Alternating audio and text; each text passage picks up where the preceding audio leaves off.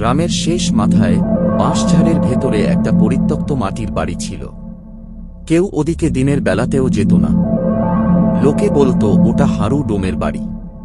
হারু তার বুকে নিজের হাতে গলা টিপে মেরেছিল, তারপর নিজেও ওই ঘরের আড়ায় ঝুলে পড়েছিল। মরার পর 7 দিন ওদের লাশ কেউ খুঁজে পায়নি। যখন পেয়েছিল তখন বুড়ের পেটটা অস্বাভাবিক রকম ফোলা ছিল। গ্রামের বুড়োরা বলেছিল মেয়েটা মরার সময় পোয়াতি ছিল। আমি শহর থেকে ফিরেছিলাম বাবার শ্রাদ্ধে। রাত তখন প্রায় 12:30। শেষ বাসটা আমাকে বাঁশঝাড়ের মোড়েই নামিয়ে দিল। অন্ধকার, ঝিরঝিরে বৃষ্টি। আমার হাতে একটা টর্চ, কাঁধে ব্যাগ। বাড়ি যেতে হলে ওই বাঁশঝাড়ের পাশ দিয়েই যেতে হয়। আমি হাঁটছি। হঠাৎ দেখি ওই পরিত্যক্ত বাড়িটার ভেতরে আলো জ্বলছে। হলদে, কাঁপা কাঁপা আলো, যেন কুপি জ্বলছে। আমার বুকটা ধক করে উঠল। এই বাড়িতে তো 10 বছর কেউ থাকে না।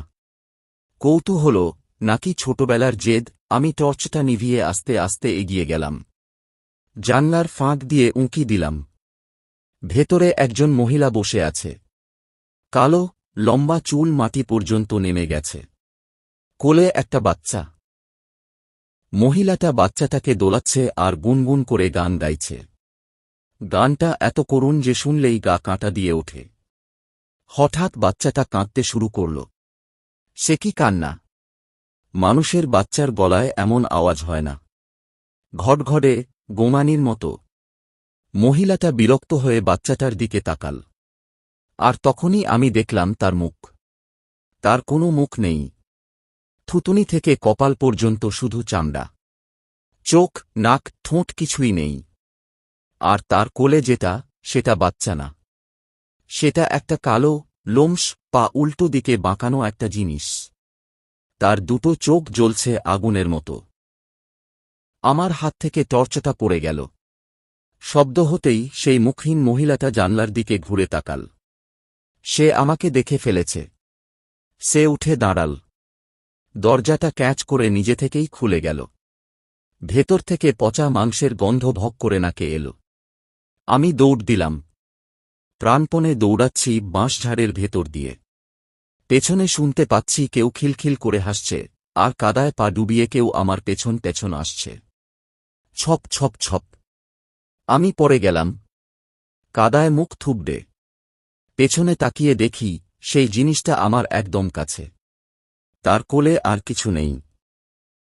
সে 2 হাতে মাটিতে ভর দিয়ে পশুর মতো হামাগুড়ি দিয়ে আমার দিকে আসছে। তার মুখহীন মুখ থেকে একটা সরু, কালো হাত বেরিয়ে এলো আমার গলার দিকে। আমি চিৎকার করতে গিয়েও পারলাম না। ঠিক তখনই আমার মায়ের গলার আওয়াজ পেলাম, বাবু, ওখানে কি করছিস? বাঁশঝাড়ের ওপাশে মা হ্যারিকেন নিয়ে দাঁড়িয়ে। মায়ের আলো পড়তেই সেই জিনিসটা একটা তীব্র চিৎকার করে যেন বাতাসে মিলিয়ে গেল। মা আমাকে টেনে তুলল। বলল, তুই ওদিকে কেন গিয়েছিলি? ওটা অশুভ জায়গা। ওই মেয়েটা এখনো তার বাচ্চা খোঁজে। যাকে একা পায়, তার পেট চিরে তার বাচ্চাকে নিজের কোলে নিতে চায়। আজও রাতে বৃষ্টি হলে আমি স্বপ্নে দেখি আমার জানলার বাইরে কেউ দাঁড়িয়ে আছে। তার কোলে কিছু একটা নড়ছে। আর ফিসফিস করে বলছে, আমার বাচ্চাটাকে দেখেছিস?